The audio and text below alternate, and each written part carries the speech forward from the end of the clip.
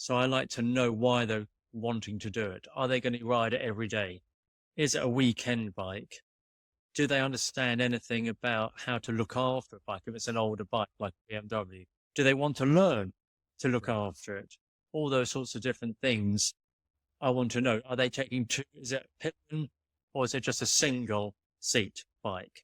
Do they want power? Do they want style? Or do they want ease of braking? All those sorts of things. So if they say they come in with a stock WR80 from the 80s, we would then say to them, show us a few images of other sort of things that they like, architecture, a painting, something, a piece of sculpture that sort of inspires them that they might want to do something with. Or even they could be a race bike, it could be a car, something that gives them some sort of inspiration that they aspire to.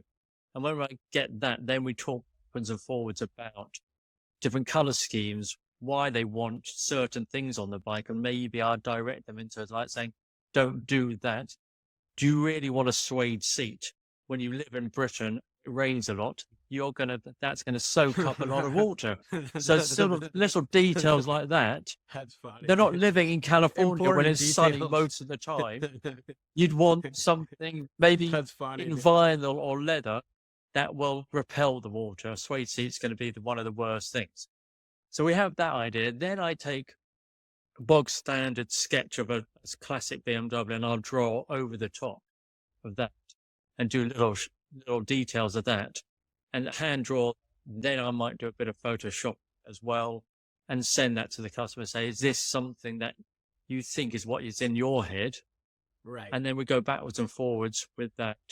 And then we get a full-on illustration done by a guy that Ian Galvin used to do our illustrations, a really lovely guy, great illustrator. And then I'd show that to the customer, and then I'd draw over the top of Ian's drawing different details that I think would work better. And then it goes back to Ian. He'd do a proper render of it, and then I needed the customer to get their approval on that. They sign off on it.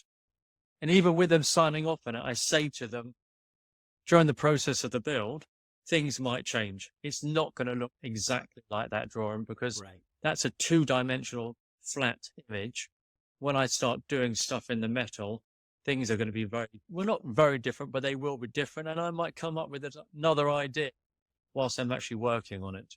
And then I'll take a photograph of that and send that to them and say, this, I think, works better than the original idea. How many revisions do you get on average, do you think, in that mock-up process?